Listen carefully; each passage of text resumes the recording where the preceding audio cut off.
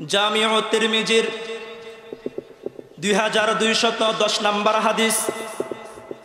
আলী রাদিয়াল্লাহু তাআলা আনহু বলেন, রাসূল সাল্লাল্লাহু আলাইহি ওয়াসাল্লাম বলেন, ইযা ফাআলাত উম্মতি 15 খসলাতান হাল্লা বিহাল বালা। হে আমার সাহাবীরা, হে আমার আগত উম্মতেরা, যখন দেখবা আল্লাহ রাব্বুল আলামিনের বান্দা বান্দিরা, আমি নবী মুহাম্মদ সাল্লাল্লাহু আলাইহি ওয়াসাল্লামের উম্মতেরা 15টা কাজ করা যখন শুরু করবে, হাল্লা বিহাল বালা, যে দেশের মানুষেরা এই 15টি কাজ শুরু করবে, সে দেশের মানুষদের উপর, সে দেশের উপর আল্লাহ রাব্বুল আলামিনের রহমত নাজিল হবে না, সে দেশের উপর আল্লাহর গজব নাজিল হবে। নাউজুবিল্লাহ। সাহাবায়ে কেরাম আপনারা যেভাবে বসে আছেন, রাসূলের সামনে সাহাবায়ে কেরাম বসে আছেন। এবার সাহাবীরা বলে, ফাকিলা ওয়া মা হুন্না ইয়া রাসূলুল্লাহ, ইয়া রাসূলুল্লাহ, সে 15টি কাজ কি আমরা জানতে চাই। ইয়া রাসূলুল্লাহ, কোন 15টি কাজ করলে আল্লাহ রাব্বুল আলামিনের গজব নাজিল হবে? ইয়া রাসূলুল্লাহ, আমরা শুনতে চাই। ইয়া রাসূলুল্লাহ, আমরা জানতে চাই। সাহাবায়ে কেরাম শুনতে চেয়েছেন, সাহাবায়ে কেরাম জানতে চেয়েছেন। আপনারাও কি জানতে চান? চান কি না? কথা বলেন। তাহলে গভীর মনোযোগ। রাসূল সাল্লাল্লাহু আলাইহি ওয়াসাল্লাম 1 নম্বরে বলেছেন, ইযা কানাল মাগনামু দুয়ালান, যখন দেখবে 1 নম্বর আলামত, ইযা কানাল মাগনামু দুয়ালান, দেশের মানুষেরা যখন দেখবা, দেশের নেতা নেত্রীরা যখন দেশের সম্পদকে ব্যক্তিগত সম্পদ মনে করবে, দেশের হাজার হাজার কোটি টাকা নিজের টাকার মতো বিদেশে পাচার করবে, ইযা কানাল মাগনামু দুয়ালান, 1 নম্বর অপরাধ যদি করে, সে দেশের মধ্যে আল্লাহর রহমত নাজিল হবে না, সে দেশের মধ্যে আল্লাহর গজব নাজিল। কথা কয় না? সে দেশের মধ্যে আল্লাহর গজব। রাসূল সাল্লাল্লাহু আলাইহি ওয়াসাল্লাম বলেন, আলা কুল্লুকুম রাঈন, তোমরা সবাই দায়িত্বশীল, ওয়া কুল্লুকুম মাসউলুন আর রাইয়াতিহি।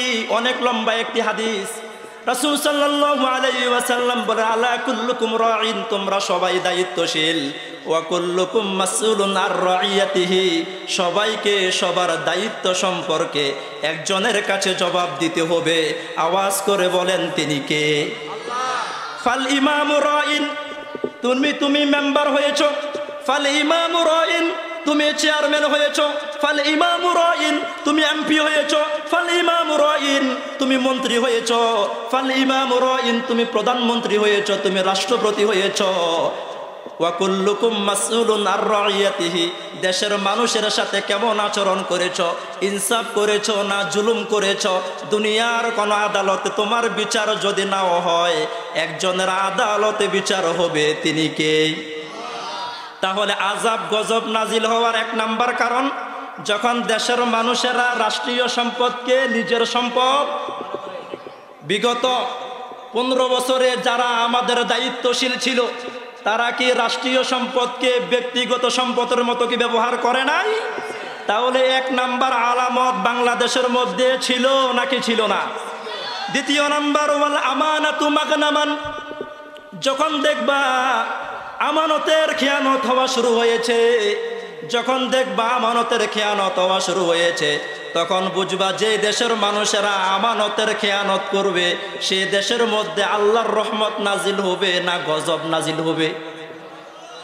রাসূল সাল্লাল্লাহু আলাইহি ওয়াসাল্লাম মক্কা বিজয়ের আগে কাবা শরীফের চাবি যার কাছে ছিল, তার নাম হচ্ছে উসমান ইবনে তালহা। তার নাম কি? আমি যেখানে যাই আমার সাথে কথা বলতে হবে। তার নামটা কি? কথা বলেন। এ উসমান ইবনে তালহা রাসূলের মেয়ের জামাই উসমান ইবনে আফফান নয়। উসমান ইবনে তালহা একজন, উসমান ইবনে আফফান আরেকজন। মক্কা বিজয়ের আগ পর্যন্ত কাবার চাবি যার হাতে ছিল, তার নাম কি? উসমান ইবনে তালহা। রাসূল সাল্লাল্লাহু আলাইহি ওয়াসাল্লাম 12,000 সাহাবীকে নিয়ে রাসূল সাল্লাল্লাহু আলাইহি ওয়াসাল্লাম যখন মক্কা বিজয় করলেন, তখন কাবার চাবি ছিল উসমান ইবনে তালহার হাতে। রাসূল সাল্লাল্লাহু আলাইহি ওয়াসাল্লাম বলেন, উসমান, এখন মক্কা বিজয় হয়ে গেছে, সুতরাং কাবার চাবি এখন কোন বিধর্মীর হাতে থাকবে না। হে ওসমান, তুমি আমাকে কাবার চাবি দিয়ে, কথা বলেন, কাবার চাবি। এবার উসমান ইবনে তালহা শুধু নিজে কাবা শরীফের চাবি বহন করে নাই, উসমান ইবনে তালহার বাবা কাবা শরীফের চাবি বহন করেছে, উসমান ইবনে তালহার দাদা কাবা শরীফের চাবি বহন করেছে, উসমান ইবনে তালহার পরদাদা আমাদের গ্রামের ভাষায় বলে বড় বাবা। তাহলে 3 এক টানা উসমান ইবনে তালহা সহ কয় পুরুষ কথা বলেন। এবার উসমান ইবনে তালহা যদিও বিধর্মী, তারপর কাবার জন্য তার হৃদয়ে মুহাব্বত আছে না নাই? আছে। এবার রাসূল সাল্লাল্লাহু আলাইহি ওয়াসাল্লামের হাতে কাবার চাবি দিয়ে উসমান ইবনে তালহা কান্না করে করে বাড়ির দিকে রওনা করেছে। কোন দিকে? সে কি মুসলমান না বিধর্মী? এখনো বিধর্মী। এখনো কি? আল্লাহ রাব্বুল আলামিন জিবরিল আলাইহিস সালামকে ডাক দিয়ে বলে, হে জিবরিল, আর করো না দেরি, চলে যাও তাড়াতাড়ি। আমার উসমান ইবনে তালহা কিছুক্ষণ পর ঈমান আনবে, এটা তো আমার রাসূল জানে না। যদিও উসমান ইবনে তালহা এখনো বিধর্মী, কিন্তু তার হৃদয়ে কাবার মুহাব্বত আছে না নাই? আমার রাসূলকে বলো, ইন্নাল্লাহা ইয়া'মুরুকুম আন তুআদ্দুল আমানাতি ইলা আহলিহা। এ কাবার চাবি যার হাত থেকে নিয়েছে, আমার রাসূলকে বলো তার হাতে দিয়ে দিতে। সুবহানাল্লাহ।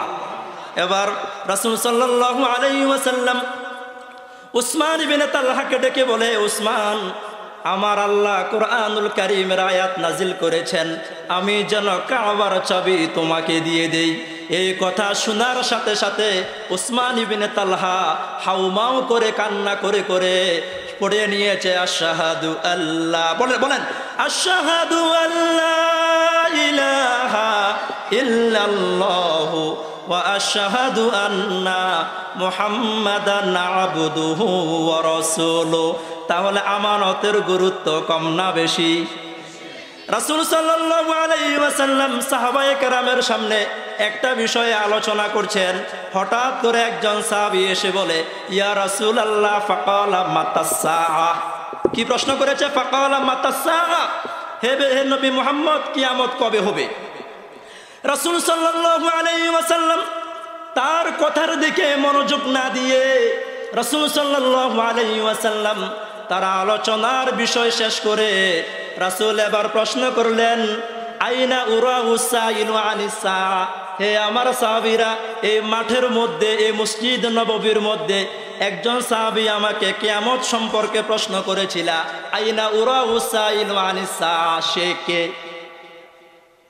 এবার পিছন থেকে সে সাহাবী হাত তুলেছে, আলাহা আনা ইয়া রাসূলুল্লাহ, হে আল্লাহর রাসূল, আমি আপনাকে কিয়ামত সম্পর্কে প্রশ্ন করেছিলাম। রাসূল সাল্লাল্লাহু আলাইহি ওয়াসাল্লাম বলেন, ফাইযা দুইয়াতিল আমানাতু ফান্তাযিরিস সাআ। যখন দেখবা আমানতের খেয়ানত হওয়া শুরু হয়েছে, তখন তোমরা বুঝবা কিয়ামত খুব বেশি দূরে নয়, কিয়ামত খুব বেশি নিকটে। এবার সাহাবায়ে কেরাম প্রশ্ন করে, ক্বালা কাইফা ইদাআতুমা ইয়া রাসূলুল্লাহ, ইয়া রাসূলুল্লাহ, আমানতের আবার খেয়ানত হয় কিভাবে? ভালোভাবে বুঝেন। ইয়া রাসূলুল্লাহ, ক্বালা কাইফা ইদাআতুহা ইয়া রাসূলুল্লাহ, হে আল্লাহর রাসূল, আমি জানতে চাই, আমরা জানতে চাই আমানতের আবার খেয়ানত হয় কিভাবে? রাসূল বলে, ক্বালা ইযা বুসিদাল আমরু ইলা গায়রি আহলিহি ফান্তাযিরিস সাআ। যখন দেখবা যে মেম্বার হওয়ার যোগ্য নয়, সে চেয়ারম্যান হয়ে গেছে। যখন দেখবা যে চেয়ারম্যান হওয়ার যোগ্যতা নাই, সে এমপি হয়ে গেছে। যে এমপি হওয়ার যোগ্যতা নাই, সে মন্ত্রী হয়ে গেছে। যে মন্ত্রী হওয়ার যোগ্যতা নাই, সে রাষ্ট্রপ্রধান হয়ে গেছে। তখন বুঝবা কিয়ামত আর খুব বেশি দূরে নয়, কিয়ামত খুব বেশি নিকটে। তাহলে আমানতের গুরুত্ব আছে না নাই? আমাদের উপর আল্লাহর আযাব গজব আসার 3 নম্বর কারণ, ওয়াজ যাকাতু মাগরামান, যাকাত দেওয়াকে জরিমানা মনে করবে। এখন আমাদের দেশে, আমাদের সমাজে যত মানুষের উপর যাকাত ফরজ, সবাই কি যাকাত দেয়? আল্লাহ রাব্বুল আলামিন কুরআনুল কারীমে সালাতের কথা আল্লাহ রাব্বুল আলামিন 82 বার বলেছেন, যাকাতের কথা আল্লাহ রাব্বুল আলামিন সরাসরি যাকাত শব্দ দ্বারা আল্লাহ রাব্বুল আলামিন 30 বার বলেছেন, as-সাদাকা শব্দ দ্বারা 43 বার বলেছেন, আর আল ইনফাক শব্দ দ্বারা 9 বার বলেছেন। আল্লাহ রাব্বুল আলামিন যেমনি ভাবে নামাজের কথা আল্লাহ রাব্বুল আলামিন 82 বার বলেছেন, ঠিক তেমনি ভাবে আল্লাহ রাব্বুল আলামিন যাকাতের কথাও আল্লাহ 82 বার বলেছেন। সুবহানাল্লাহ। জারির ইবনে আব্দুল্লাহ আল-বাজালি রাদিয়াল্লাহু তাআলা আনহু বলেন, ক্বালা বায়াতু রাসূলুল্লাহ সাল্লাল্লাহু আলাইহি ওয়াসাল্লাম, আমরা সাহাবায়ে কেরাম রাসূলের হাতে হাত রেখে শপথ করেছি, রাসূলের হাতে হাত রেখে আমরা বাইয়াত করেছি, আলা ইকামিস সালাহ, আমরা সালাত কায়েম করব, আমরা 5 ওয়াক্ত সালাত আদায় করব, ওয়া ইতাইজ যাকাত, আল্লাহর দেওয়া ফরজ বিধান যাকাত যদি আমাদের উপর ফরজ হয়ে থাকে তাহলে আমরা যাকাত আদায় করব। 3 নম্বরে ওয়ান নুসহি লিকুল্লি মুসলিম, সব মুসলমানের কল্যাণ কামনা করব। সুবহানাল্লাহ। তাহলে সব মুসলমান, একজন মুসলমান আরেকজন মুসলমানের কল্যাণ কামনা করে না অকল্যাণ কামনা করে? কিন্তু আজ আমাদের দেশে, আমাদের সমাজে একজনের ভালো আরেকজনের সহ্য হয় নাকি সহ্য হয় না? হয় না। কিন্তু রাসূল সাল্লাল্লাহু আলাইহি ওয়াসাল্লাম বলেন, যে ব্যক্তি বলেছে লা ইলাহা ইল্লাল্লাহু মুহাম্মাদুর রাসূলুল্লাহ, সে হতে পারে আফ্রিকায় বসবাস করে, হতে পারে সে আফ্রিকার কালো মানুষ, হতে পারে সে আফ্রিকার নিগ্রো মানুষ, হতে পারে সে মানুষটা কালো, হতে পারে সে মানুষটা তার নাকটা অনেক বোচা, হতে পারে ঠোঁটগুলো অনেক মোটা, আফ্রিকায় বসবাস করে, সে পড়েছে লা ইলাহা ইল্লাল্লাহু মুহাম্মাদুর রাসূলুল্লাহ, এই কালিমা পড়ার সাথে সাথে আল মুসলিমু আকুল মুসলিম, সে তোমার মুসলমান ভাই, সুতরাং সে মুসলমান ভাইয়ের কোনো অবস্থায় অকল্যাণ কামনা করা যাবে না। আল্লাহ রাব্বুল আলামিন আমাদেরকে, আমরা এই সমাজে বসবাস করি, আমিও আপনাদের এই এলাকার সন্তান। আল্লাহ রাব্বুল আলামিন এই এলাকার মধ্যে, এই সমাজের মধ্যে আমাদের সবাইকে আল্লাহ রাব্বুল আলামিন ঐক্যবদ্ধভাবে একজন আরেকজনকে ভালোবেসে আল্লাহ রাব্বুল আলামিন বসবাস করার তৌফিক দান করুন। আমরা সবাই বলি আমিন। আমাদের উপর আযাব গজব আসার 4 নম্বর কারণ, ওয়া আতাআর রাজুলু যাওজাতুহু, পুরুষেরা স্ত্রীদের আনুগত্য করবে। পুরুষ কার আনুগত্য করবে? কথা কয় না। পুরুষ কার আনুগত্য করবে? স্ত্রী যদি বলে বসে থাকো, সে বসে থাকবে। স্ত্রী যদি বলে তোমার পিতা মাতার সাথে সম্পর্ক বিচ্ছিন্ন করতে হবে, এমন কুলাঙ্গার কিছু সন্তান আছে স্ত্রীর কথা শুনে পিতা মাতার সাথে সম্পর্ক বিচ্ছিন্ন করে, আছে না নাই? ভাইয়ের সাথে ভাইয়ের সম্পর্ক বিচ্ছিন্ন হয়ে যায়, স্ত্রীর আনুগত্য করতে গিয়ে ভাই বোনের সম্পর্ক বিচ্ছিন্ন হয়ে যায়, এইরকম কিছু ঘটনা আছে না নাই? তাহলে রাসূল সাল্লাল্লাহু আলাইহি ওয়াসাল্লাম বলেন, তোমাদের দেশের উপর, তোমাদের এলাকার উপর আল্লাহর আযাব এবং গজব আসার 4 নাম্বার কারণ হচ্ছে ওয়া তাআর রাজুলু যাওজাতুহু, যখন দেখবা পুরুষেরা স্ত্রীদের আনুগত্য করবে। এমন কিছু কাপুরুষ আছে স্ত্রীর সামনে হাঁটে, হেতে পিছনে পিছনে হাঁটে, আছে না নাই? এরপরে বাজার করে, হেতে বাজারের ব্যাগ নেয়, আর স্ত্রী বেনিটি ব্যাগ থেকে টাকা বের করে দোকানদারকে দে, আছে না নাই? তাহলে রাসূল সাল্লাল্লাহু আলাইহি ওয়াসাল্লাম বলেন, যখন দেখবা পুরুষদের পুরুষ হিসাবে কোনো দাম থাকবে না, কোনো সম্মান থাকবে না, নারীদের পাওয়ার বেড়ে যাবে, নারীর মর্যাদা বেড়ে যাবে, সব জায়গায় নারীদের অগ্রাধিকার হয়ে যাবে, তখন বুঝবা সেই দেশের মধ্যে আল্লাহর রহমত আসবে না গজব আসবে। এবার আসেন, 5 নাম্বার হচ্ছে ওয়াক্কা উম্মাহু, বাবা যখন দুনিয়া থেকে চলে যাবে, তোমাদের দুনিয়া এবং ভবিষ্যৎ অন্ধকার হওয়ার পিছনে 5 নাম্বার কারণ হচ্ছে ওয়াক্কা উম্মাহু, যখন দেখবা দেশের মানুষেরা, এলাকার মানুষেরা, গ্রামের মানুষেরা মায়ের অবাধ্য হবে, বাবা দুনিয়া থেকে চলে যাওয়ার পর মায়ের গুরুত্ব কমে যাবে, মাকে অবহেলা করবে, বউয়ের কথা শুনে মায়ের সাথে চোখ গরম করবে। রাসূল সাল্লাল্লাহু আলাইহি ওয়াসাল্লাম ঘোষণা দিচ্ছেন, সে সন্তানের ভবিষ্যৎ কখনো আলোকিত হবে না, সে সন্তানের ভবিষ্যৎ আলোকিত হবে না, অন্ধকার। কুরআনুল কারীমের 26 নম্বর পারা, 2 নম্বর পৃষ্ঠা, সূরা আহকাফের 15 নম্বর আয়াত আল্লাহ রাব্বুল আলামিন বলেন, ওয়া ওয়াসাইনাল ইনসানা বিওয়ালিদাইহি ইহসানা। হে আল্লাহ রাব্বুল আলামিনের বান্দারা, হে আল্লাহ রাব্বুল আলামিনের বান্দিরা, তোমরা তোমাদের পিতা মাতার সাথে সুন্দর আচরণ। কথা কয় না, কি করো? হুজুরের সাথে ভালো আচরণ না পিতা মাতার সাথে ভালো আচরণ? কেন? মায়ের সাথে আল্লাহ রাব্বুল আলামিন বলেন, পিতা এবং মাতার মধ্যে ওয়াহামলুহু ওয়া ফিসালুহু 30 শাহরা। তোমার বাবার চেয়ে তোমার মায়ের সাথে একটু বেশি ভালো আচরণ করো। কেন বেশি ভালো আচরণ করবা? ওয়াহামলুহু ওয়া ফিসালুহু 30 শাহরা। তোমার মা তোমার জন্য 1 দিন 2 দিন নয়, একটানা তোমার মা তোমার জন্য 30টা মাস সর্বনিম্ন কষ্ট করেছে। আল্লাহু আকবার। আল্লাহ রাব্বুল আলামিন বলেন সর্বনিম্ন কত মাস? 30 মাস। 30 মাস কিভাবে হয়?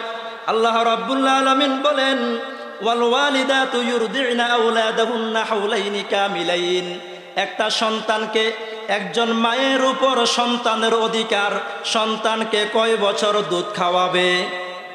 কথা কয় না, কয় বছর? তাহলে 2 বছর সমান সমান কত মাস?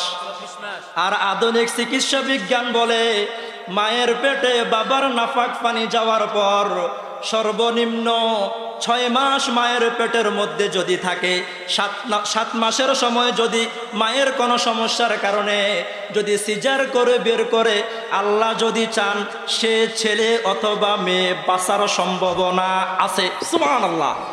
তাহলে এই দিক দিয়ে হয়েছে 6 মাস। কত মাস?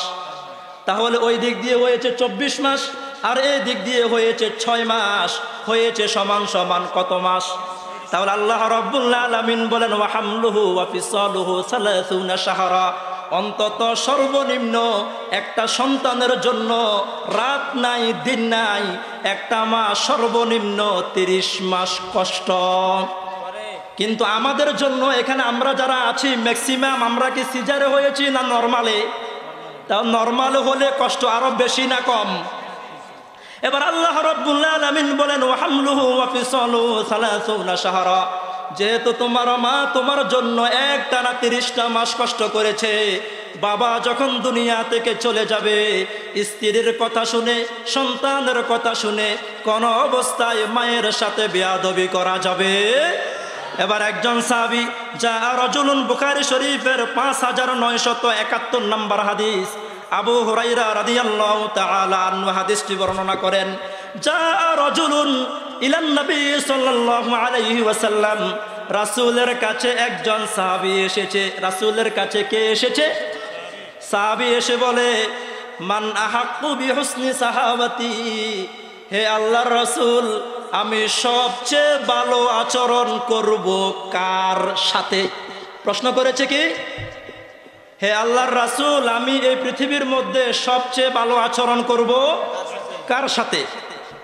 রাসূল সাল্লাল্লাহু আলাইহি ওয়াসাল্লাম নিজের কথাও বলেন নাই, কোন সাহাবীর কথা বলেন নাই, কোন তাবিঈর কথাও বলেন নাই।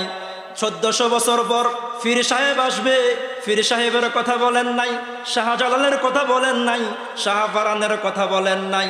রাসূল বলেছেন, ক্বালা উম্মুকা, তুমি তোমার মায়ের সাথে সুন্দর আচরণ করো। সুবহানাল্লাহ। এরপর সাহাবী আবার প্রশ্ন করলো, ক্বালা সুম্মা মান? ইয়া রাসূলুল্লাহ, তারপর আমি কার সাথে সুন্দর আচরণ করব? রাসূল সাল্লাল্লাহু আলাইহি ওয়াসাল্লাম বলেন, ক্বালা উম্মুকা। কার সাথে? কথা বলেন, আপনারা কি বিরক্ত হচ্ছেন? তাহলে এরপর সাহাবী আবার প্রশ্ন করলো, ইয়া রাসূলুল্লাহ, ক্বালা সুম্মা মান? এরপর আমি কার সাথে ভালো আচরণ করব? রাসূল বলেন, ক্বালা সুম্মা মান? কার সাথে? মায়ের সাথে। এরপর সাহাবী বলে, ইয়া রাসূলুল্লাহ, ক্বালা সুম্মা মান, এরপর আমি কার সাথে সুন্দর আচরণ করব? রাসূল বলে ক্বালা আবুকা, তোমার বাবার সাথে সুন্দর আচরণ করো। সুবহানাল্লাহ। এর মানে কি মায়ের গুরুত্ব বেশি, বাবার গুরুত্ব কম? কথা কয় না, বাবার গুরুত্ব কম না, বাবার গুরুত্ব কম নয়। আমাদের দেশে রাসূল সাল্লাল্লাহু আলাইহি ওয়াসাল্লাম এই পৃথিবীর সেরা বিজ্ঞানী। এক সময় রাসূলের উম্মতেরা অল্প বয়সে বিয়ে করবে না দেরিতে বিয়ে করবে? দেরিতে বিয়ে করে এখন যুব সমাজ। এখন আমার ধরেন এই এলাকার একজন চাচার বয়স 30 বছর। 30 বছর বয়সে আমাদের যে চাচিকে নিয়ে আসলো, দেখা যায় অনেক সময় সে চাচির বয়স মাত্র 15 বছর, ঠিক কিনা? তাহলে চাচার চেয়ে চাচির বয়স কয় বছর কম? তাহলে ম্যাক্সিমাম সময় দেখা যায় আমাদের চাচারা আগে দুনিয়া থেকে চলে যায়, চাচি জেঠিরা দুনিয়াতে আরো বেশি দিন থাকে নাকি থাকে না? তাহলে রাসূল সাল্লাল্লাহু আলাইহি ওয়াসাল্লাম এই পৃথিবীর সেরা বিজ্ঞানী। রাসূল জানতেন এই পৃথিবীর মানুষেরা এক সময় দেরিতে বিয়ে করবে, তার অর্ধেক বয়সের মেয়েদেরকে বিয়ে করবে। ওই বেটা তো দুনিয়া থেকে চলে যাবে, এই মেয়েটা তো অবহেলিত হয়ে যাবে।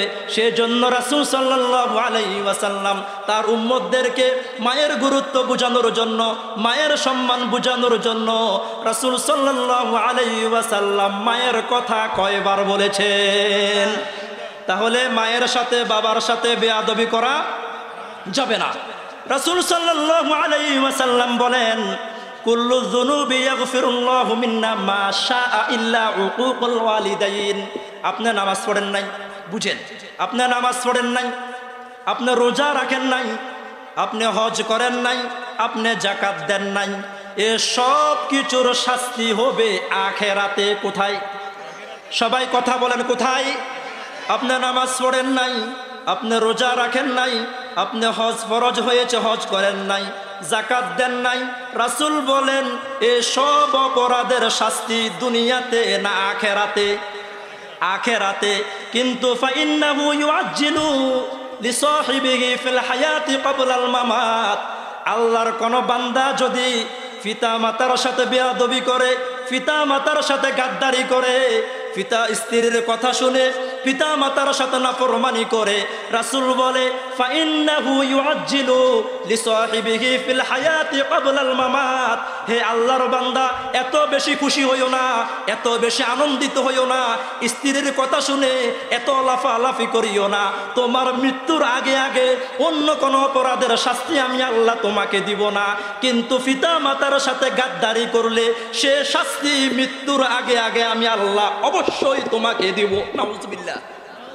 তাহলে নামাজ না পড়লে শাস্তি দুনিয়াতে না আখিরাতে? কথা বলেন না রে মুরব্বীরা। এরপর রোজা না রাখলে শাস্তি দুনিয়াতে না আখিরাতে? আর পিতা মাতার সাথে বেয়াদবি করলে শাস্তি দুনিয়াতে না আখিরাতে? আমি একটি ঘটনা আপনাকে বলি। আমার উস্তাদ রাইফুর আলিয়া মাদ্রাসার সুনামধন্য আরবি প্রভাষক, উনি এখন আছেন লক্ষ্মীপুর আয়েশা কামিল মাদ্রাসার ভাইস প্রিন্সিপাল মাওলানা মাহবুবুর রহমান। আমাদের অনার্স ক্লাসে উনি একটা গল্প বলেছিলেন। তুমসর মাদ্রাসার এক প্রিন্সিপাল, আগে আমরা পশ্চিম মাথায় যারা বসবাস করি, আগে তো এভাবে সিএনজি ছিল না, আমরা কোন দিক দিয়ে হাঁটাচলা করতাম? হাতের কোনো হাঁটতাম না, হাঁটতাম কিনা কথা বলেন? তো এবার তুমসর মাদ্রাসার ওই প্রিন্সিপাল হুজুর বলেন, হুজুরের বয়স তখন 10 বছর। কত বছর? হুজুরের বাবাও কিন্তু লক্ষ্মীপুরের প্রসিদ্ধ একজন আলেম। এখন বাবা ছেলে জমিনের মাঝখান দিয়ে হেঁটে মাদ্রাসার দিকে যাচ্ছে। এখন দেখে জমিনের মধ্যে একটা ছেলে তার বাবাকে দৌড়ে আছাড় দিয়েছে। কি করছে? বাবাকে দৌড়ে কি করছে? ভালো কাজ করছে না খারাপ কাজ করছে? এবার ওই যে মুরব্বী হুজুর, তিনি আফসোস না করে হুজুরে হাসি দিয়েছেন। কি দিয়েছেন? হাসা শুরু করলেন। এখন আমাদের এই বর্তমান যে প্রিন্সিপাল হুজুর আছেন, তিনি বলেন, বাবা, একটা ছেলে তার বাবাকে আছাড় দিয়েছে, আপনি একজন এত বড় একজন আলেম, লক্ষ্মীপুরের প্রসিদ্ধ একজন আলেম, বাবা আপনি আফসোস না করে, আপনি ব্যথিত না হয়ে আপনি হাসলেন কেন? এবার বলে, বাবা তুমি তো জানো না, গত 15 বছর আগে, আমার মন বলে 15 থেকে 16 বছর আগে, এই ফোলার দাদা এই একই জমিনের মধ্যে তার দাদাকে একটা আছাড় দিয়েছে। আল্লাহ সেই দৃশ্য আমাকে দেখিয়েছে, এটাও আমাকে দেখিয়েছে। সেজন্য বাবা আমি আফসোস না করে আল্লাহর নিদর্শন দেখে, রাসূলের এই হাদিস দেখে আমার মুখ থেকে আফসোস না এসে হাসি এসেছে। বলুন আল্লাহু আকবার। তাহলে এই হাদিসের সাথে বাস্তবে মিল আছে না নাই? আমার বাস্তব জীবনে আমি একটা ঘটনা বলি। আমি যে মসজিদে থাকি সেই মসজিদের পাশে 2 ভাইয়ে মারামারি লেগেছে। মারামারি লাগার পর বড় ভাই তার ছেলেদেরকে ডাক দিয়ে নিয়ে আসে, বলে দা নিয়ে আস, দামা নিয়ে আস চাচাকে মারার জন্য। তাদের দাদি এখনো জীবিত, ওই বড় ভাইয়ের মা, ছোট ভাইয়ের মা এখনো জীবিত। আমার মসজিদের সামনে ওই মুরব্বী মহিলাটা, বিশ্বাস করেন আল্লাহি, আল্লাহর কসম, ওই মহিলাটা হাত তুলে বলল, আল্লাহ, হেতে গ্রামের ভাষায় বলেছে, আল্লাহ হেতের হুলারে আনছে আমার ছোট হুলারে কি করার জন্য? মারার জন্য। আল্লাহ তুমি এতের ফুলারে দি এতের বেজ্জতি করিও। কি কইছে? গ্রামের ভাষায় বললাম আর কি, এতের ফুলারে দি এতের তুমি কি করিও? ওয়াল্লাহি, আল্লাহর কসম, আল্লাহকে সাক্ষী রেখে বলছি, আমি 6 মাসের মাথায় আল্লাহ রাব্বুল আলামিন আমাকে দেখিয়েছেন ওই বড় ভাইয়ের বড় ছেলে শুধু কয়েকজন মানুষের সামনে নয়, এলাকায় অনেকগুলো দোকান আছে, কম করে হলেও 50 থেকে 60 জন মানুষের সামনে ওই ছেলেটা, ওই বুড়ি মহিলার নাতি, তার বড় ছেলে আর বড় পুত্রবধূকে আমাকে আল্লাহ রাব্বুল আলামিন নিজে, আল্লাহ রাব্বুল আলামিন দেখিয়েছেন। মাকে ঠাস ঠাস করে 2টা থাপ্পড় দিয়েছে, বাবাকে 2টা থাপ্পড় দিয়েছে। আমি রাসূল সাল্লাল্লাহু আলাইহি ওয়াসাল্লামের হাদিসের যে নিদর্শন রাসূল বলেছেন, তুমি নামাজ না পড়লে শাস্তি দুনিয়াতে নয় আখেরাতে, রোজা না রাখলে শাস্তি দুনিয়াতে নয় আখেরাতে, হজ করো নাই শাস্তি দুনিয়াতে নয় আখেরাতে, যাকাত দাও নাই শাস্তি দুনিয়াতে নয় আখেরাতে, কিন্তু পিতামাতার সাথে যদি বেয়াদবি করো, রাসূল সাল্লাল্লাহু আলাইহি ওয়াসাল্লাম ঘোষণা দিচ্ছেন, হে আমার সাহাবীরা, হে আমার আগত উম্মতেরা, পিতামাতার সাথে যদি বেয়াদবি করো, সে শাস্তি আল্লাহ রাব্বুল আলামিন তোমাকে দুনিয়াতে থাকা অবস্থায় তোমার সন্তানের মাধ্যমে আল্লাহ তোমাকে লাঞ্ছিত করবেন। বলেন নাউযুবিল্লাহ। এখন আপনি বলেন, হুজুর আমার আব্বা মানুষ এত বালা না, এখন আমি কি করব? আমরা তো অনেক সময় বলি, হুজুর আমার আব্বা আম্মা মানুষ এত সুবিধা না, শুধু কথায় কথায় দোষ, কথায় কথায় দোষ। এখন কি করণীয়? ক্বালা কদিমাত আলাইয়া উম্মি ওয়া হিয়া মুশরিকাতুন ফি আহদি রাসূলিল্লাহি সাল্লাল্লাহু আলাইহি ওয়াসাল্লাম। আবু বকর রাদিয়াল্লাহু তাআলা আনহু এর 2 জন স্ত্রী। কয়জন স্ত্রী? একজন আয়েশা রাদিয়াল্লাহু তাআলা আনহা এর মা, আর একজন আসমা রাদিয়াল্লাহু তাআলা আনহা এর মা। আয়েশা রাদিয়াল্লাহু তাআলা আনহা এর মা মুসলমান, আর আসমা বিনতে আবি বকরের মা মুসলমান হয় নাই। আবু বকরের সংসার ছেড়ে এসে চলে গেছে। এবার মেয়েকে ভালোবাসার কারণে, মেয়ের মোহাব্বতে কয়েক বছর পর মেয়ের বাড়িতে বেড়াতে এসেছে। কি করতে এসেছে? মা কি তখন মুসলমান না কাফের? কাফের। এবার ওয়াহিয়া মুশরিকাতুন ফি আহদি রাসূলিল্লাহি সাল্লাল্লাহু আলাইহি ওয়াসাল্লাম। আসমা রাদিয়াল্লাহু তাআলা আনহা বলেন, রাসূলের যুগে আমার মুশরিক মা আমার বাড়িতে এসেছে, আমি মুসলমান, আমার বোন আয়েশা মুসলমান, আমার বাবা 1 নাম্বারের মুসলমান। কয় নাম্বারের মুসলমান? 1 নাম্বার মুসলমান। এবার ফাস্তাফতাইতু রাসূলুল্লাহ সাল্লাল্লাহু আলাইহি ওয়াসাল্লাম, আমি রাসূলের দরবারে গেলাম, বললাম ইন্না উম্মি কদিমাত আলাইয়া, হে আল্লাহর রাসূল আপনি তো জানেন আমার মা মানুষ ভালো না খারাপ? কথা কয় না, মানুষ ভালো না খারাপ? কাফের। ইয়া রাসূলুল্লাহ আফা আসিলুহা, আমি কি আমার মায়ের সাথে ভালো আচরণ করব না খারাপ আচরণ করব? ইয়া রাসূলুল্লাহ আপনি তো জানেন আমার মা এখনো মুসলমান হয় নাই, আমার মা আপনাকে দেখতে পারে না, ইসলামের বিধিবিধান শুনতে পারে না, আল্লাহর কোনো বিধিবিধান মানে না, আমার বাবা আবু বকরকে তালাক দিয়েছে। ইয়া রাসূলুল্লাহ আফা আসিলুহা, আমি কি আমার মায়ের সাথে ভালো আচরণ করব না খারাপ আচরণ করব?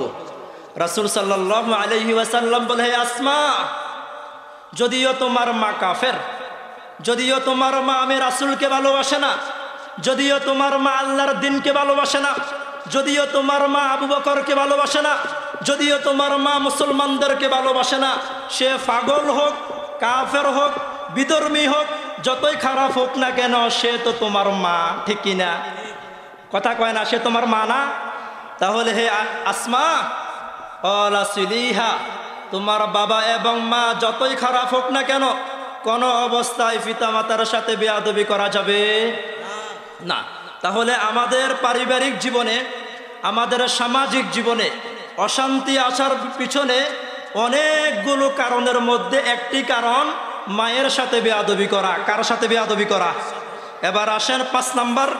রাসূল সাল্লাল্লাহু আলাইহি ওয়াসাল্লাম বলেন আল্লাহর আযাব গজব আসার 5 নাম্বার কারণ হচ্ছে তুউল্লিমা লিগাইরিদ দ্বীন। মানুষ এলেম কালাম শিখবে, শিখাবে শুধু দুনিয়া কামানোর জন্য। কি কামানোর জন্য? এই এলেম মানে শুধুমাত্র কোরআন এবং হাদিসের এলেম নয়। এই এলেমের ব্যাখ্যায় দুনিয়ার এলেম এবং ইসলামিক এলেম যত ধরনের শিক্ষা আছে। একজন ডাক্তার হবে, একটা ছেলে ডাক্তার হবে, একটা মেয়ে ডাক্তার হবে, সে মানুষের সেবা করার জন্য ডাক্তার হবে না। একটা লোক ইঞ্জিনিয়ার হবে, সে মানুষের সেবা করার জন্য হবে না, সে সমাজের মানুষের কল্যাণ করার জন্য, সমাজের মানুষের বিপদে তার পাশে থাকার জন্য পড়াশোনা করবে না, ইলম অর্জন করবে না। সবার উদ্দেশ্য কি হবে? কথা বলেন। টাকা হবে। তাহলে যখন দেখবা আলেম ওলামারা শুধু টাকা ছাড়া আর কিছু বুঝে না, ডাক্তার টাকা ছাড়া আর কোনো কিছু বুঝে না, শিক্ষক টাকা ছাড়া আর কোনো কিছু বুঝে না। চাঁদপুর কলেজের প্রিন্সিপাল, রায়পুরের একটা ছেলে কয়েকটা মাস অসুস্থ ছিল, খুব গরিবের ছেলে। তা আমরা কয়েকজন লোক মিলে সিদ্ধান্ত দিলাম, একজন বাইকে দিয়ে তাকে চাঁদপুর কলেজে আমরা পাঠালাম, কিছু টাকা পয়সা যেন একটু মওকুফ করে দেয় সেই জন্য। তখন বলল, স্যার এ একটা গরিবের ছেলে, তাকে একটু সুযোগ সুবিধা দিয়েন। তখন সে প্রিন্সিপাল বলে, গরিবের ফুলারে পড়ালেখা করতে গেছে কি? তাহলে বোঝা যায় এ শিক্ষক দেশ এবং দশের সেবা করার জন্য হয়েছে না টাকা কামানোর জন্য হয়েছে? রাসূল সাল্লাল্লাহু আলাইহি ওয়াসাল্লাম বলেন, মান তাআল্লামা ইলমান মিম্মা ইউবতাগা বিহি ওয়াজহুল্লাহ, যে ইলম দ্বারা আল্লাহর সন্তুষ্টি অর্জন করা যায়, কোরআন এবং হাদিসের শিক্ষা অর্জন করলে দাম কমে না বাড়ে? কথা কন, দাম কমে না বাড়ে? আপনারা আমি ব্যক্তি মঞ্জুরুল ইসলামকে ভালোবাসেন না, আল্লাহ রব আমাকে মঞ্জুরুল ইসলামকে আপনারা বসান নাই। আল্লাহ রব্বুল আলামিন কোরআন এবং রাসূল সাল্লাল্লাহু আলাইহি ওয়াসাল্লামের কিছু হাদিসের জ্ঞান দেওয়ার কারণে এখানে বসিয়েছেন, ঠিক না? তাহলে রাসূল বলে, মান তাআল্লামা ইলমান মিম্মা ইউবতাগা বিহি ওয়াজহুল্লাহ, সবাইকে আল্লাহ রব্বুল আলামিন শিক্ষাগত যোগ্যতা দেয় না। সুতরাং যাদেরকে আল্লাহ রব্বুল আলামিন শিক্ষাগত যোগ্যতা দেন, তাদেরকে আল্লাহ রব্বুল আলামিন দুনিয়া এবং আখিরাতে সম্মানিত করেন। লা ইয়াতাআল্লামু ইল্লা লিয়ুসিবা বিহি আরাদাম মিনাদ দুনিয়া, যে ডাক্তার মানুষের সেবা না করে শুধু দুনিয়া কামানোর চিন্তা করবে, যে শিক্ষক মানুষকে শিক্ষা না দিয়ে শুধু টাকা কামানোর চিন্তা করবে, যে আলেম মানুষকে কোরআন এবং হাদিসের কথাগুলো নিঃস্বার্থভাবে না শুনিয়ে শুধু দুনিয়া কামানোর জন্য কথাগুলো বলবে। রাসূল বলে, লাম ইয়াজিদ আরাফাল জান্নাতি ইয়াউমাল কিয়ামাতি ইয়ানি রিহাহা, সে জান্নাতে যাওয়া তো দূরের কথা, সে জান্নাতের ঘ্রাণও পাবে না। নাউজুবিল্লাহ।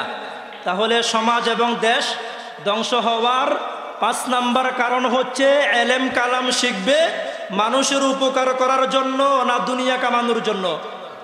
এই গেল 5টা। 6 নাম্বার, ওয়াবারর সাদিকহু, মানুষের বন্ধু বান্ধব বেড়ে যাবে। এখন দেখবেন আত্মীয় স্বজনের গুরুত্ব কম, বন্ধু বান্ধবের গুরুত্ব বেশি। এইরকম দৃশ্য কিছু কিছু জায়গায় দেখা যায় নাকি দেখা যায় না? বিয়ে শাদীর মধ্যে আত্মীয় স্বজন দাওয়াত পায় না, পাশের ঘরের মানুষ দাওয়াত পায় না, কিন্তু ফুলগাজী বাজারের তার ব্যবসায়িক অনেক বন্ধু আছে, এরপরে তার আরো দূরের অনেক বন্ধু আছে, সে বন্ধু বান্ধব দাওয়াত পায়, এলাকার মুরব্বীরা দাওয়াত পায় না। এই দৃশ্য আছে না নাই? তাহলে এই অবস্থা যদি আমরা করি, আমাদের সমাজের মধ্যে আমাদের দেশের মধ্যে, আমাদের এই জয়পুরের মধ্যে আল্লাহর রহমত আসবে না গজব আসবে? আল্লাহ রাব্বুল আলামিন বলেন, ওয়ালাউ আন্না আহলাল কুরা আমানু ওয়াত্তাকাউ লাফাতাহনা আলাইহিম বারাকাতিম মিনাস সামা। এখানে আল্লাহ রাব্বুল আলামিন বলেছেন কুরা। কুরা শব্দটি এসেছে করিয়াতুন থেকে। করিয়াতুন শব্দের অর্থ হচ্ছে গ্রাম। করিয়াতুন মানে কি? আমাদের জয়পুর একটা কি? তো রাসূল আল্লাহ রাব্বুল আলামিন বলেন, ওয়ালাউ আন্না আহলাল কুরা আমানু ওয়াত্তাকাউ লাফাতাহনা আলাইহিম বারাকাতিম মিনাস সামাই ওয়াল আরদ। এই জয়পুর এলাকার মানুষেরা যদি আল্লাহ রাব্বুল আলামিনের উপর ঈমান আনে আর তাকওয়া অবলম্বন করে, আল্লাহ রাব্বুল আলামিন বলেন লাফাতাহনা আলাইহিম বারাকাতিম মিনাস সামাই ওয়াল আরদ। এই জয়পুর গ্রামের উপর আল্লাহ রাব্বুল আলামিন আসমান এবং জমিনের সব রহমত এবং বরকতের দরজাগুলো আল্লাহ খুলে দিবেন। বলেন সুবহানাল্লাহ। তাহলে আমাদের বন্ধু হবে ভালো মানুষ না খারাপ মানুষ? আল্লাহ রাব্বুল আলামিন বলেন, ইয়া আইয়ুহাল্লাযীনা আমানুত্তাকুল্লাহ। হে আল্লাহ রাব্বুল আলামিনের বান্দা বান্দিরা, তোমরা আল্লাহ রাব্বুল আলামিনকে ভয় করো। দ্বিতীয় নাম্বার আল্লাহ রাব্বুল আলামিন বলেন, ওয়াকুনু মা'আস সাদিকিন। ভালো মানুষদেরকে তোমরা তোমাদের বন্ধু বানাও। এক নাম্বার আল্লাহ রাব্বুল আলামিন বলেন, তোমরা আল্লাহ রাব্বুল আলামিনকে ভয় করো আর ভালো মানুষদের সঙ্গী হয়ে যাও। জুলুমবাজের সঙ্গী হওয়া যাবে না, নাফরমানের সঙ্গী হওয়া যাবে না।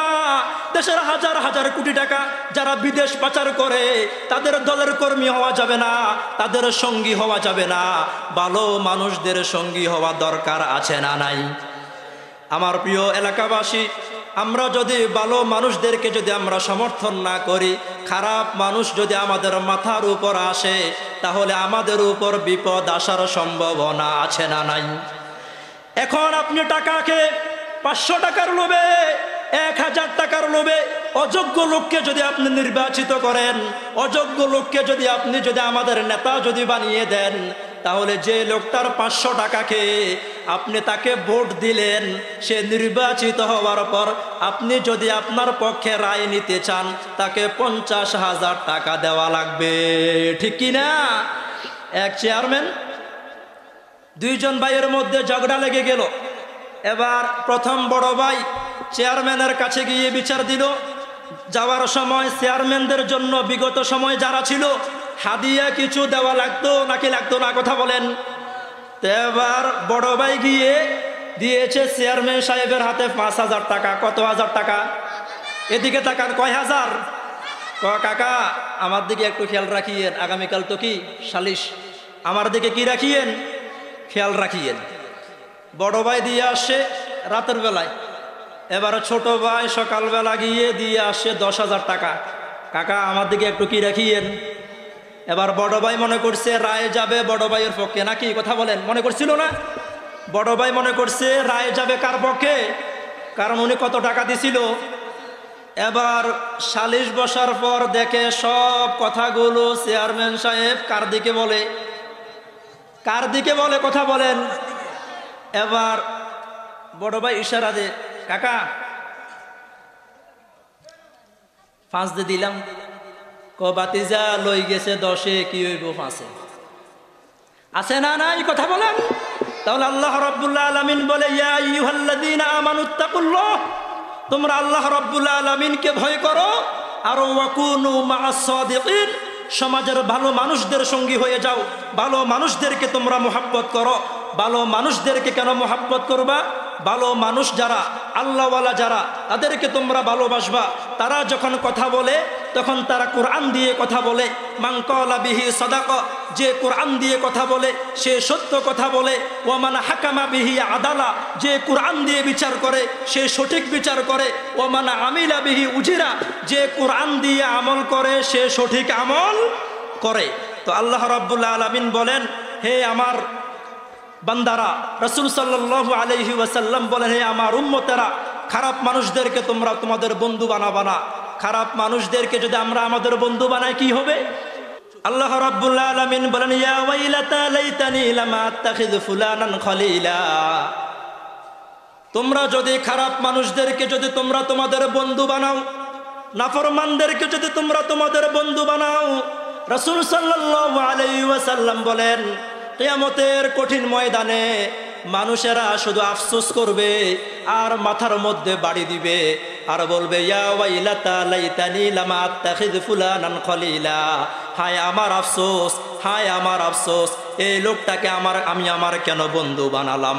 এই লোকটাকে যদি আমি আমার বন্ধু না বানাতাম, আমি তো আগে এক সময় 5 ওয়াক্ত নামাজ পড়তাম, আমি রোজা রাখতাম, মসজিদে যখন হুজুর থাকতো না আমি আজান দিতাম, ইয়া ওয়াইলাতা লাইতানি লাম আত্তাখিয ফুলানান খলিলা, হায় আমার আফসোস, এ নাফরমানটাকে আমি আমার বন্ধু বানানোর কারণে এ নাফরমানের সাথে থেকে আমি নিজেও আরেকটা নাফরমান হয়ে গেছি। নাউজুবিল্লাহ। রাসূল সাল্লাল্লাহু আলাইহি ওয়াসাল্লাম বলেন, আল মারউ মা মান আহাব্বা, যার সাথে যার ভালোবাসা তার সাথে তার হাসর, যার সাথে যার মোহাব্বত তার সাথে তার কি, তার সাথে তার হাসর, তার সাথে তার কিয়ামত। তাহলে আমরা যদি খারাপ মানুষদেরকে আমাদের বন্ধু বানাই, খারাপ মানুষদেরকে যদি আমরা আমাদের সঙ্গী বানাই, তাহলে আমাদের কিয়ামতের ময়দানের সঙ্গী হবে, আমাদের কিয়ামতের ময়দানের সঙ্গী আবু বকর, ওমর, উসমান, আলী হবে না আবু জাহেল, উতবা, শাইবা, মুগিরারা হবে? কারা কথা বলেন? নাফরমানেরা হবে। তাহলে রাসূল সাল্লাল্লাহু আলাইহি ওয়াসাল্লাম বলেন, আর রাজুলু আলা দীনি খলিলি, যখন দেখবা যুবকদের বন্ধু বান্ধব বেড়ে যাবে। এখন দেখেন রাসূল সাল্লাল্লাহু আলাইহি ওয়াসাল্লাম প্রায় ১৫০০ বছর আগে বলেছেন, মানুষের বন্ধু বান্ধব কিয়ামতের আগে আগে মানুষের বন্ধু বান্ধব কমবে না বাড়বে? এখন ফুল এলাকার বন্ধু বান্ধব আছে, ফুলগাজী বাজারের বন্ধু বান্ধব আছে, ফেনী কলেজের বন্ধু বান্ধব আছে, আবার মোবাইলে ফেসবুকেও ৫০০০ বন্ধু বান্ধব আছে না নাই? তাহলে রাসূল সাল্লাল্লাহু আলাইহি ওয়াসাল্লাম বলেন, কিয়ামতের অনেকগুলো আলামতের মধ্যে একটি আলামত হচ্ছে মানুষের বন্ধু বান্ধব বেড়ে যাবে।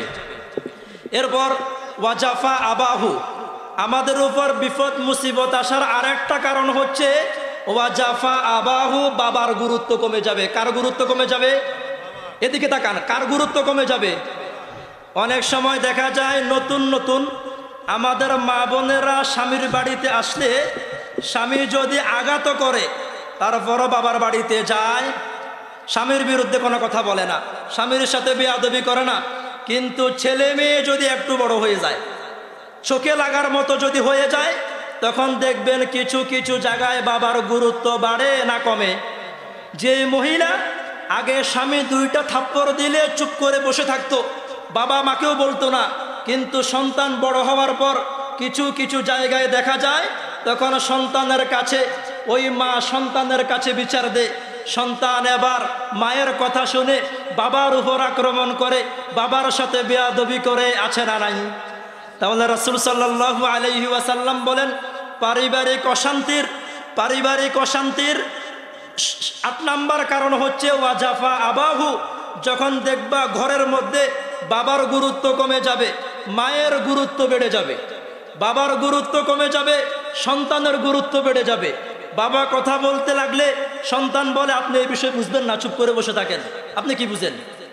এইরকম বলার মতো কিছু কুলাঙ্গার সন্তান আছে না নাই? তাহলে রাসূল সাল্লাল্লাহু আলাইহি ওয়াসাল্লাম বলেন, শান্তি শান্তি করতে করতে বমি করবা।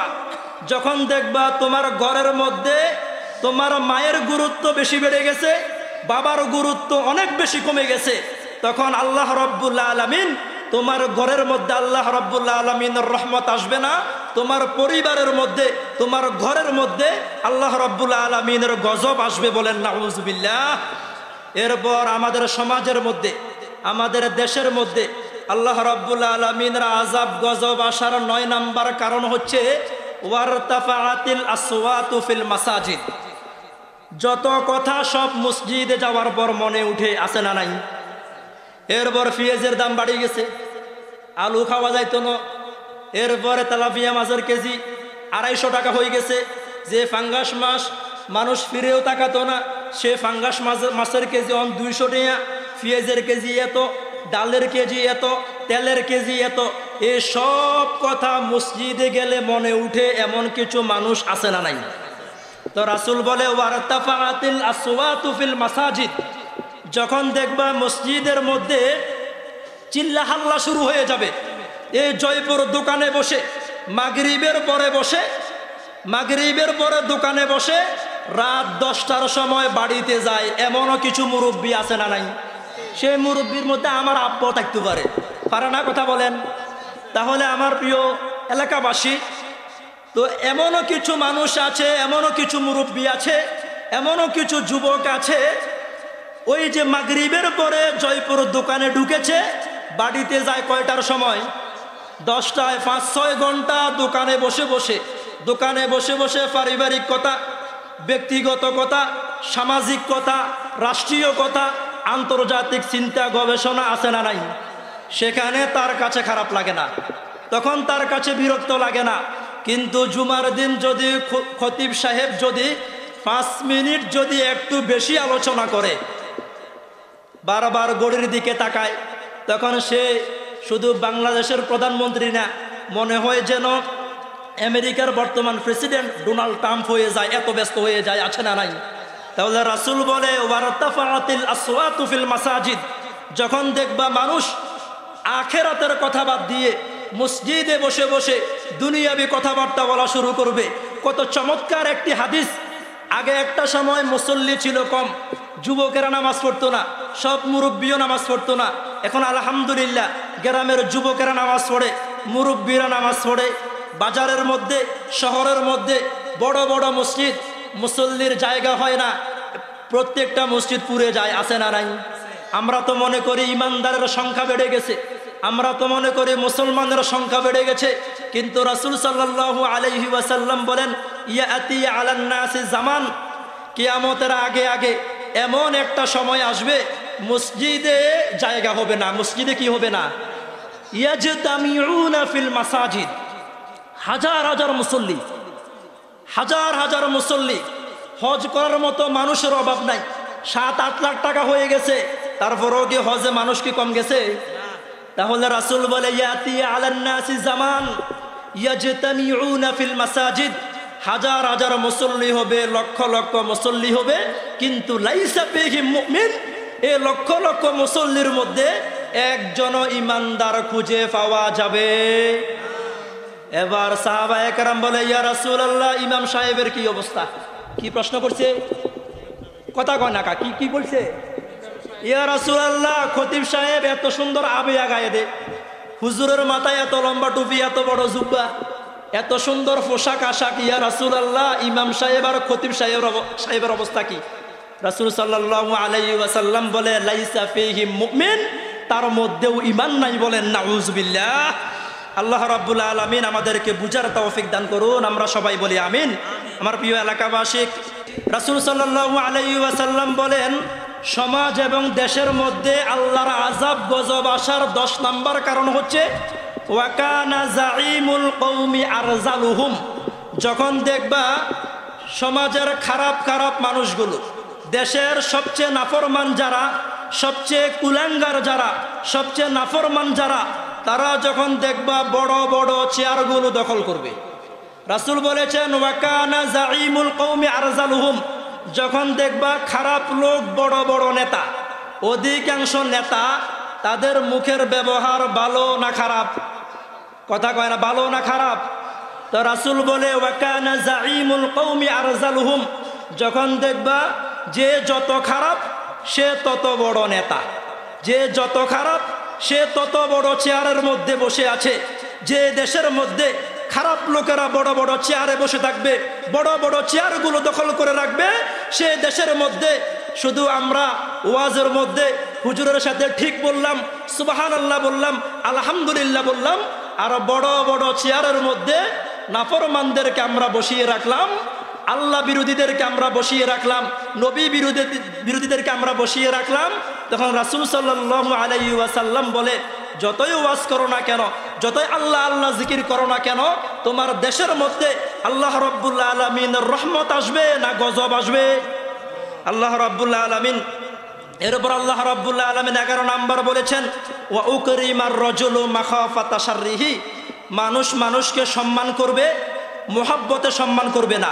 মুহাব্বতের কারণে একজন আরেকজনকে সালাম দিবে না, মুহাব্বতের কারণে একজন আরেকজনকে চেয়ার ছেড়ে দিবে না, শুধুমাত্র ভয়ের কারণে একজন আরেকজনকে মোহাব্বত করবে, ভয়ের কারণে একজন আরেকজনকে সালাম দিবে।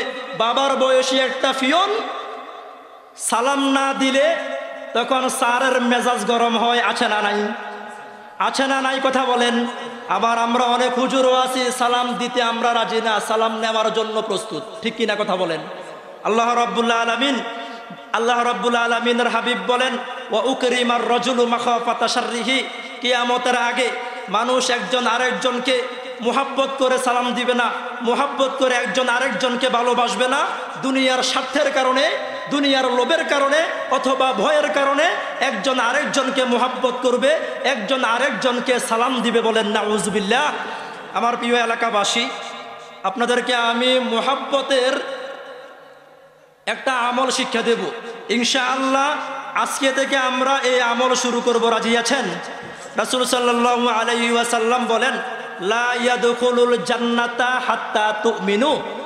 হে আমার উম্মতেরা, হে আমার সাহাবীরা, হে আমার আগত উম্মতেরা, যতক্ষণ তোমরা পরিপূর্ণ ঈমানদার হবে না ততক্ষণ তোমরা আল্লাহর জান্নাতে যাবে না, জান্নাতে যাওয়ার সুযোগ নাই। ওয়ালা তুমিনু হাত্তা তাহাব্বু। তবে একজন মুসলমান আরেকজন মুসলমানকে, এলাকার একজন মুসলমান আরেকজন মুসলমানকে যতক্ষণ তুমি ভালোবাসবে না ততক্ষণ তুমি পরিপূর্ণ ঈমানদারও হতে পারবে। তাহলে এক নাম্বার বলেছেন, ঈমানদার হওয়া ছাড়া জান্নাতে যাওয়া যাবে না। আর ঈমানদার হওয়ার জন্য একজন মুসলমান আরেকজন মুসলমানকে ভালোবাসতে হবে। রাসূল বলে, আওয়ালা আদুল্লুকুম আলা শাইইন ইযা ফাআলতুমুহু তাহাব্বাবতুম। হে আমার সাহাবীরা, হে আমার আগত উম্মতেরা, আমি কি তোমাদেরকে একটা আমল শিক্ষা দেব, যে আমলটা করলে তোমাদের মধ্যে ভালোবাসা পয়দা হবে, মুহাব্বত পয়দা হবে। ভালোবাসা পয়দা হওয়ার কারণে তুমি ঈমানদার হয়ে যাবে, ঈমানদার হওয়ার কারণে আল্লাহ তোমাকে জান্নাত দিয়ে দিবেন। সাহাবায়ে কেরাম বলে, ইয়া রাসূলুল্লাহ, অবশ্যই বলেন। এদিকে তাকান। সাহাবায়ে কেরাম বললেন, ইয়া রাসূলুল্লাহ, আপনি আমাদেরকে অবশ্যই বলবেন। তখন রাসূল একটা আমল শিক্ষা দিলেন, হে আমার সাহাবীরা, আফশুস সালামা বাইনাকুম। একজন মুসলমানের সাথে যখন তোমার সাক্ষাৎ হবে, আগে কথা বলার আগে বলতে হবে আসসালামু আলাইকুম ওয়া রাহমাতুল্লাহ। আমলটা কি? কথা বলেন। আমার কোনো উম্মত যদি আগে আগে সালাম দিতে পারে, একজন মুসলমান যদি আরেকজন মুসলমানকে সালাম দিতে পারে, তাহলে তাদের মাঝে মুহাব্বত পয়দা হবে। আর মুহাব্বত যদি পয়দা হয়ে যায়, সে ঈমানদার হয়ে যাবে। আর ঈমানদার হয়ে গেলে তার ঠিকানা কোথায়?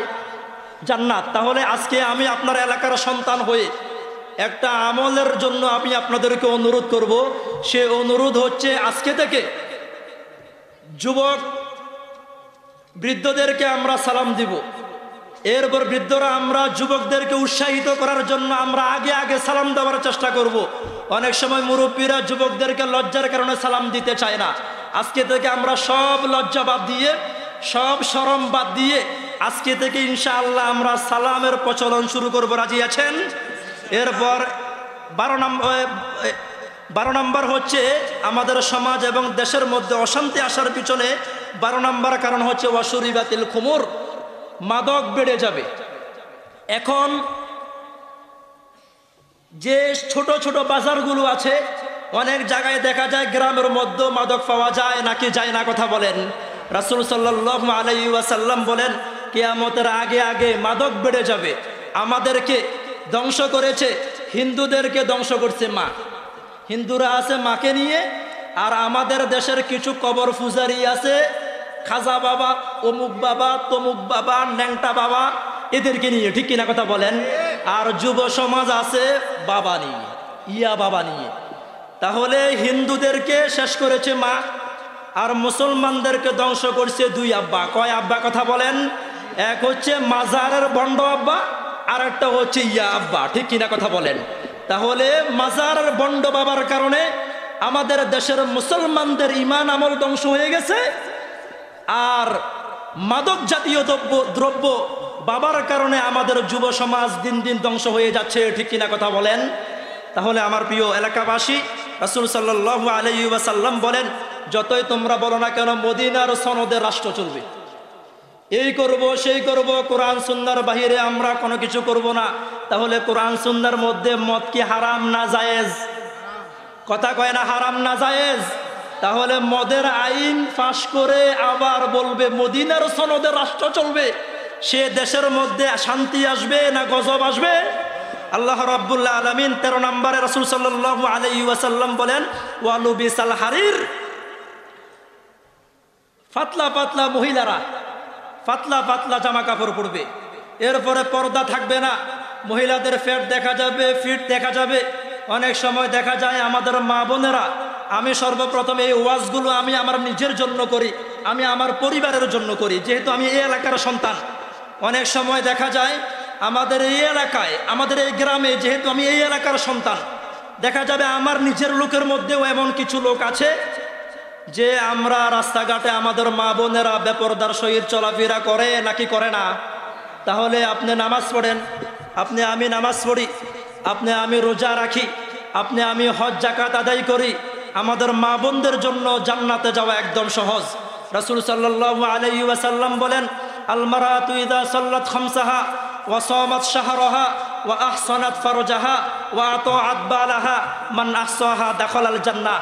আল্লাহ রাব্বুল আলামিনের যে বান্দি 5 ওয়াক্ত সালাত আদায় করবে, রমাদানুল কারীমে রোজা রাখবে, এরপর নিজের সতীত্ব পর্দা করে চলবে, 4 নম্বরে স্বামীর খেদমত করবে, মান আহসাহা দাখালাল জান্নাহ, আল্লাহ রাব্বুল আলামিন তার সে বান্দিকে আল্লাহ বিনা হিসাবে আল্লাহ জান্নাত দিয়ে দিবেন। বলেন সুবহানাল্লাহ। 14 নম্বর, আমাদের সমাজে আমাদের দেশের মধ্যে অশান্তি আসার পিছনে 14 নম্বর কারণ হচ্ছে ওয়াত্তুখিদাতিল কাইনাতু ওয়াল মাআজিফা। নায়ক নায়িকা বেড়ে যাবে, গায়ক গায়িকা বেড়ে যাবে। আজকে এখানে হয়তো 300-400 মানুষ হবে, কিন্তু এখানে যদি কোনো গানের আসর হতো, শুধু এই এলাকার মানুষ নয়, পুরো ফুলগাজী থেকে মানুষ আসতো নাকি আসতো না? তাহলে রাসূল বলে কিয়ামতের আগে দেখবা নায়ক নায়িকার গুরুত্ব বেড়ে যাবে, আলেম ওলামার গুরুত্ব কমে যাবে। এখন আপনারা মনে করতে পারেন হুজুরেরা কত কথা কয়, আমরা কি কম জানিনি? এরপর প্রিয় এলাকাবাসী, রাসূল সাল্লাল্লাহু আলাইহি ওয়াসাল্লাম বলে ওয়াত্তুখিদাতিল কাইনাতু ওয়াল মাআজিফা, যখন দেখবা নায়ক নায়িকা বেড়ে যাবে, গায়ক গায়িকা বেড়ে যাবে, যুব সমাজের কাছে গান বাদ্য বেশি প্রিয় হয়ে যাবে, নায়ক নায়িকারা বেশি প্রিয় হয়ে যাবে, তখন সে দেশের মধ্যে, সে এলাকার মধ্যে শান্তি আসবে না গজব আসবে? রাসূল সাল্লাল্লাহু আলাইহি ওয়াসাল্লামকে আল্লাহ রাব্বুল আলামিন বলেন ওয়ামিনান নাসি মান ইয়াশরি লাহওয়াল হাদিস লিয়ুদিল্লা আন সাবিলিল্লাহি বিগাইরি ইলম। আল্লাহ রাব্বুল আলামিনের বান্দারা না জানার কারণে, অজ্ঞতার কারণে তারা লাহওয়াল হাদিস ক্রয় করবে। এই লাহওয়াল হাদিস কাকে বলে?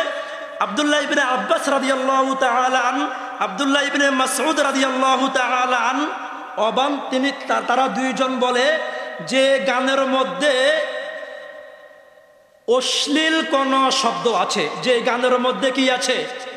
অশ্লীল কোন শব্দ আছে, যে গানের মধ্যে বাদ্যযন্ত্র আছে, তাকে লাহওয়াল হাদিস বলে। তাকে কি বলে? লাহওয়াল হাদিস বলে।